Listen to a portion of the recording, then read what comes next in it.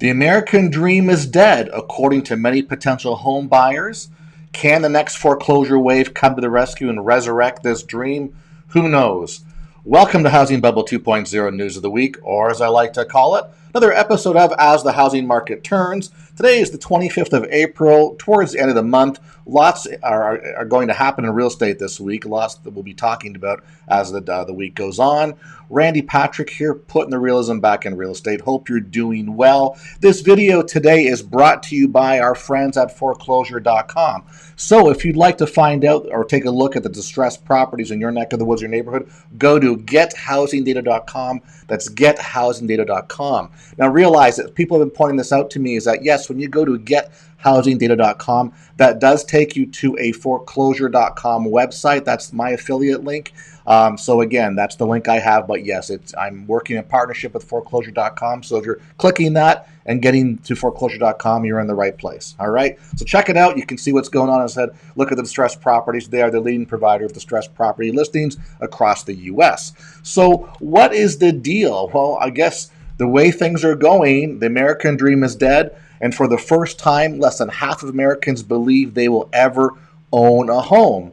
So, of course, when you're younger and you hear all these things about the American dream or coming to America and living the better life, etc., you think of financial prosperity, you think of freedom, and you think of that typical house with the white picket fence. That's always been sort of quote unquote the American dream. You can own your piece of land, own your own castle on it, your domain, etc. Well, basically, apparently, housing starts are down less than expected, which is not good. Obviously, multifamily starts are up, which basically is, I guess, you say, the American nightmare to some people.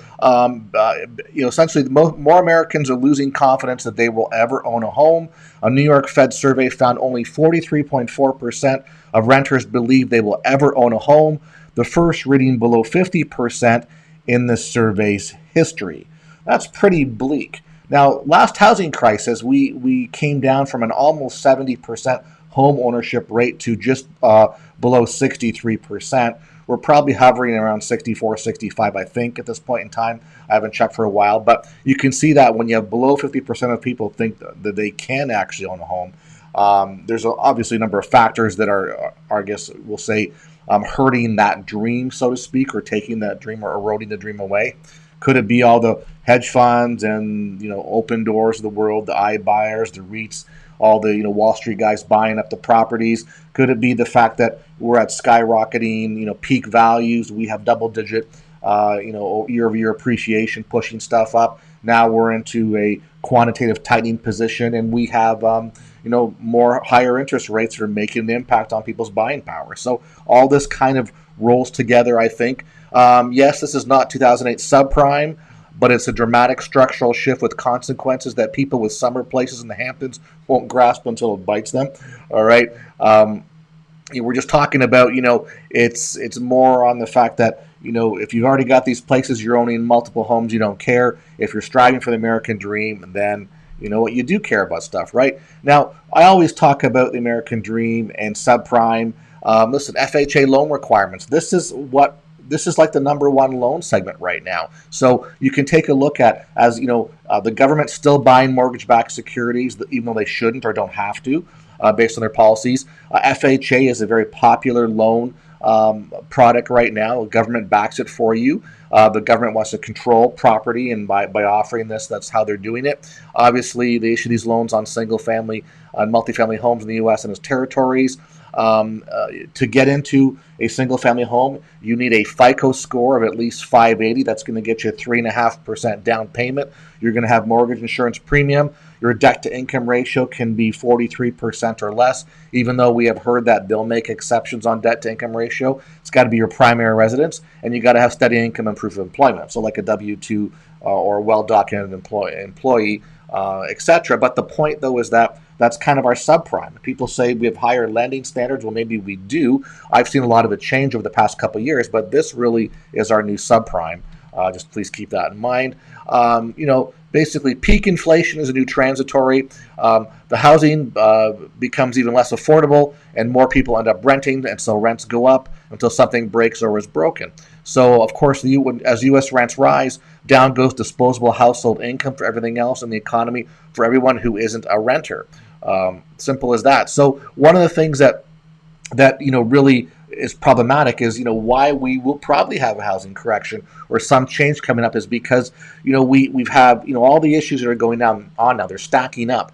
And yeah, we have double digit home price appreciation, inflation, we have interest rates rising, we have war, we have economy issues, supply chain, list goes on. We can go on and on about what's happening in the world, but when rents catch up, so typically if high prices are out there for home ownership and you can't buy, then you can always rent, and that's still the American dream is still there for you. You can save your money, etc. Well, guess what's happening now?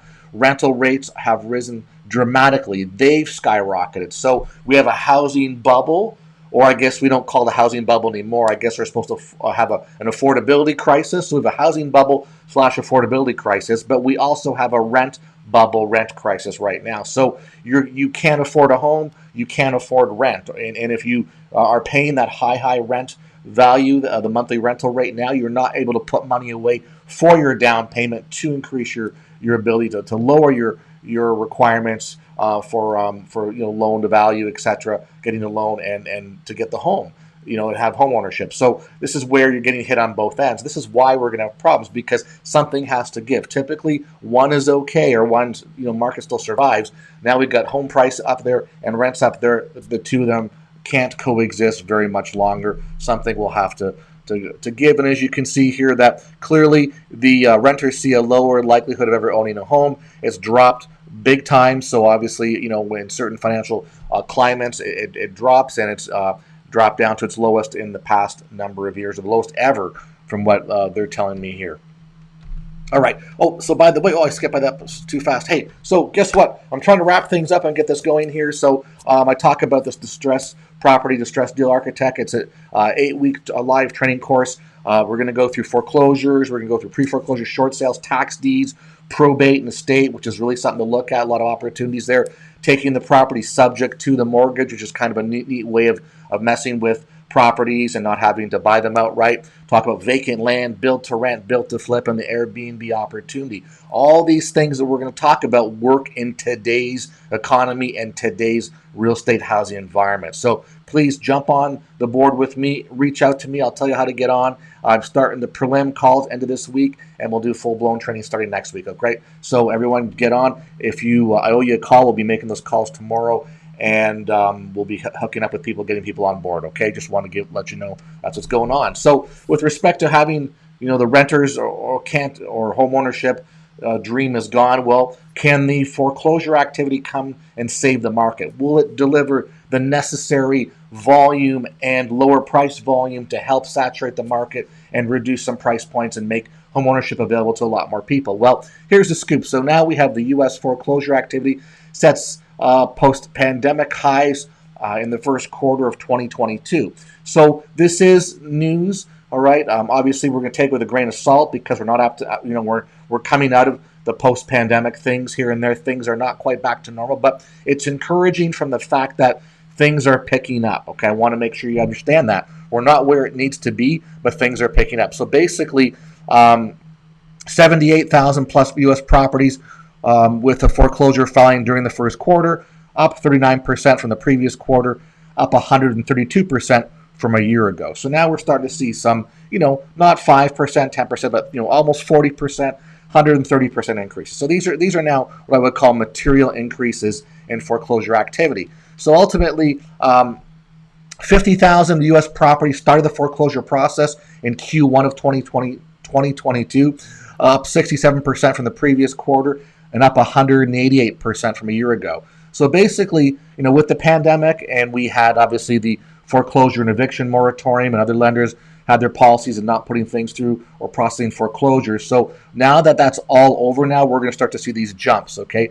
The states that had the greatest number of foreclosure starts in Q1 22 included California, Florida, Texas, Illinois, Ohio. So California, 5,300 foreclosure starts. Florida, 4,700. Texas, 4,600. Illinois, 3,500. Ohio, 3,100. So that's 3,100 individual foreclosure starts. Foreclosure starts in this case means that the lender or bank is starting the process to obtain the home back. It's not people who are in process.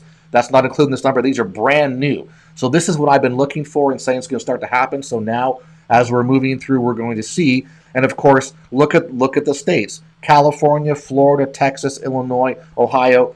We're talking larger populated states are going to sort of have the volume here, right? Metros that had the greatest number of foreclosure starts are Chicago, Illinois, okay, 3,100. New York, 2,500. LA, 1,500 plus. Houston, 1,400 plus.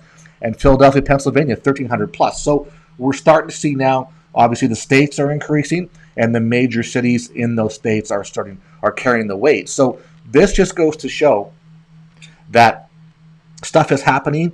And as much as we don't talk about it, and then, well, not we, I do, but the narrative, the housing narrative doesn't want to talk about it, right? Because we're housing bubble bros and whatever.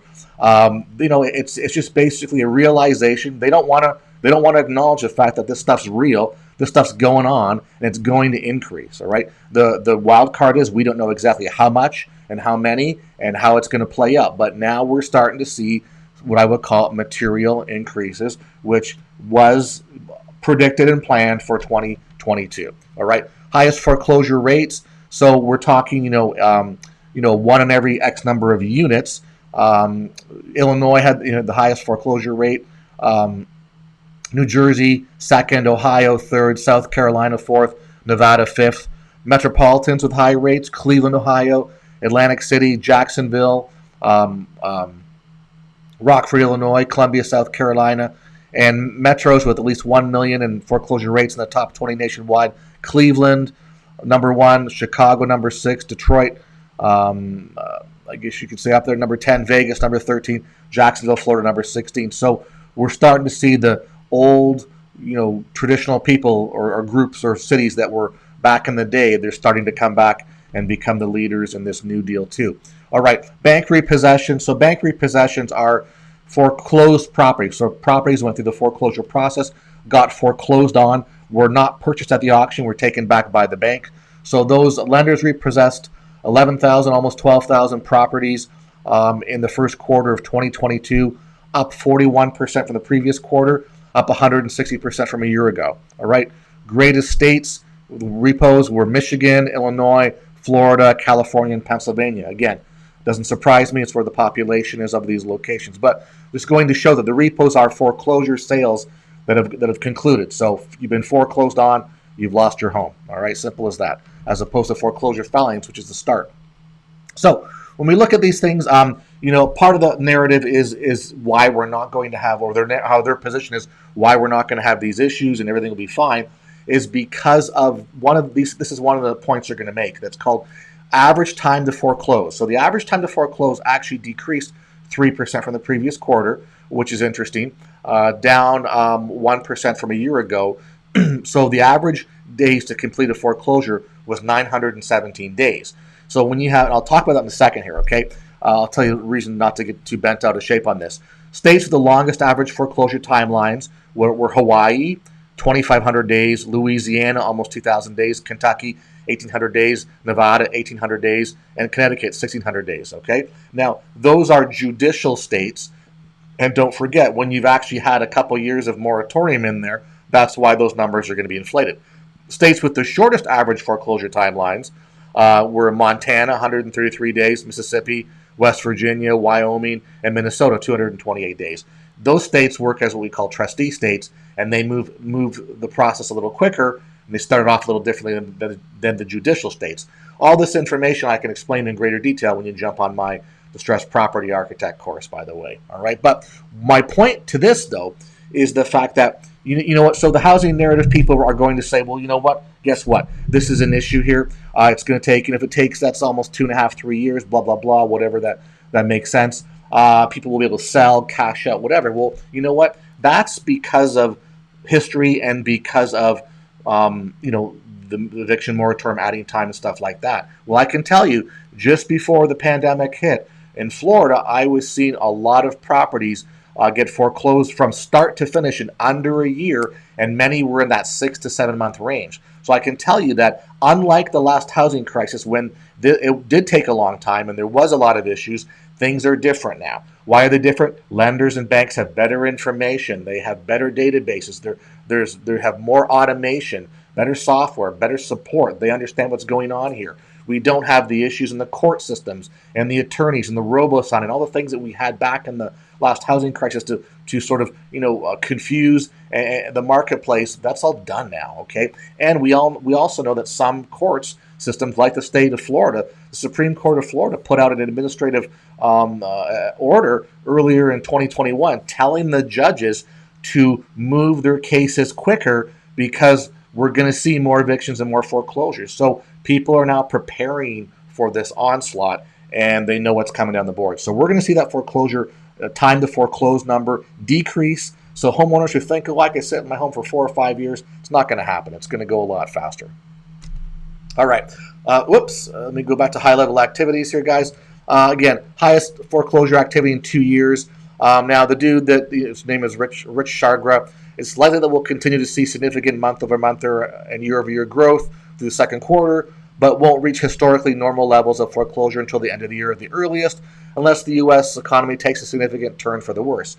So what he's saying here is that we're still below average, but we're seeing these spikes because we've come from nothing. So I agree with him in that concept. It's going to sound good with the 136% or 180%, whatever the differences in numbers are, because it's going from a low number to a higher number. But we're not back where we were prior to the pandemic. And prior to the pandemic, we were bubbling, and we started to see a lot more filings and foreclosure activity. So we're getting back there.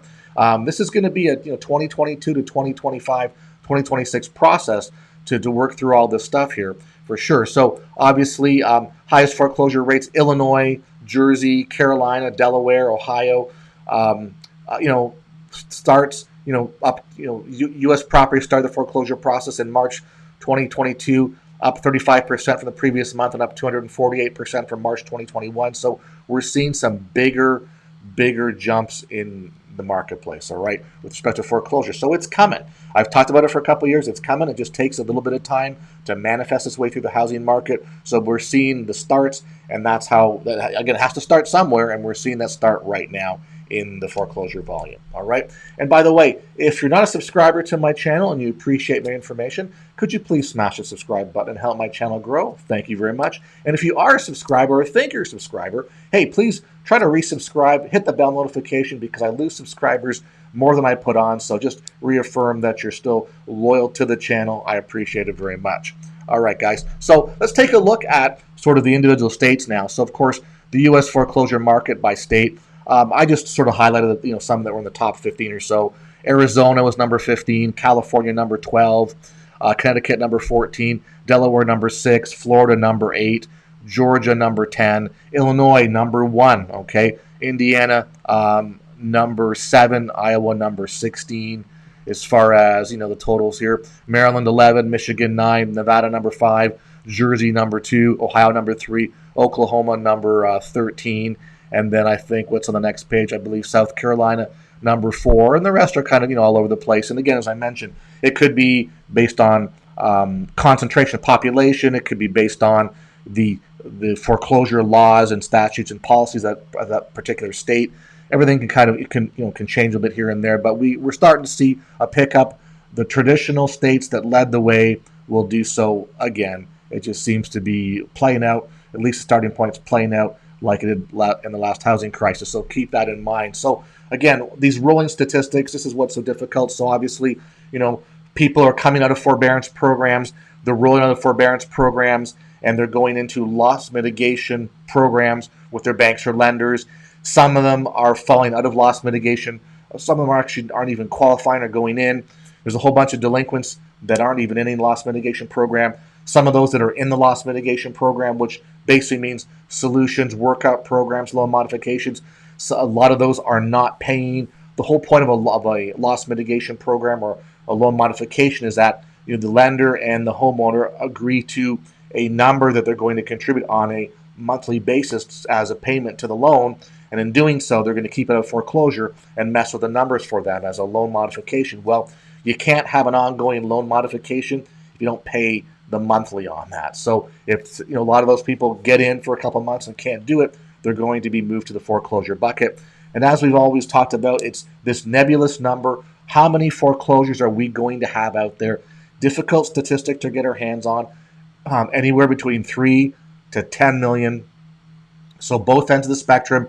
Let's just call it right in the middle. 7.5 is how I look at it. Okay, 7.5 million, sort of what I'm sort of predicting or gambling for. If it's a bit more, well, that's okay as well too. So just that's the number I'm kind of using because again, difficult statistical number to get our hands around, and also with the narrative and everything, it's tough to really believe what you hear all the time, right? So as I said many times, two housing markets in play right now: mainstream media, retail market, on market, MLS, Zillow, home price appreciation, Redfin, all the stuff you see. That's the speculation. Multiple buyers, bidding wars, that's all on market. The shadow inventory is off market. Okay, the pre-foreclosures, the foreclosure auctions, probates, code violations, tax deed issues, all those things behind the scenes. That's your shadow, not on market, not listed with a real estate agent type of thing. Okay, two separate markets. The benefits are in the distressed, the shadow inventory, the off market stuff. Okay, as I mentioned, well, we're going to start this real soon. I want to get everybody on who's mentioned they want to get in. Reach out to me. Let's have their phone calls, get you hooked up to this. Okay, we're going to have in-depth training. So I'm going to have a lot of preliminary training and stuff in the program, but we're going to have live training like this once every week on these topics. We're going to go into it. I'm going to tell you why to look at it, how to look at it, the benefits of looking at it, and the upside on the whole point of doing this. Okay, it's getting yourselves cheaper priced property. First week, foreclosures, auctions, REOs, bank home. Second week, pre-foreclosure, short sales. Third week, tax deeds. All right, then probate estate. Many people have passed away over the past couple of years, more than the normal mortality rates. Those will manifest themselves into these distressed properties. Subject to unique situation. You can take over somebody's mortgage by taking what's called subject to the mortgage. You can grab the property. There's a ways to do that. We'll talk about that as well too. Vacant land. Infill properties in city and urban areas. Great opportunity there. Why get the vacant land? Because you can sell it, flip it, make money, or build to rent, build to flip. Ways to earn cash income or have monthly cash flow coming in. And also parlay that into the Airbnb opportunity, and everything kind of makes sense here, right? What do? We get cheap priced properties that are distressed, and we make them into income producing properties or opportunities for ourselves to live in at a cheaper price. There you go. So that's why you want to join this. Reach out to me. I'll give you the deets and we can get going from there. So that's the scoop. And why do you want to do this? Because you'll find cool properties out there, and there are deals to be had like this one. You've seen this slide every video since Christmas time. And why I'm showing it, because this is proof positive that deals like this do exist in this type of high home price appreciation market. We'll see more of these. We just have to do some more data mining for them. All right. Want to know how to engage the market? There's my email. Connect with me. We'll take it from there. And once again, appreciate the views, likes, comments. Please share the video with your family and friends. Reach out to me for more information. Subscribe if you're not a subscriber. I look forward to speaking with you very shortly, because tomorrow is it's Tuesday. I think that's Case Shiller Day. And I didn't even talk about NAR's National Association's release last a couple days ago. So we'll put those together for another video later on this week. Okay? Take care, guys.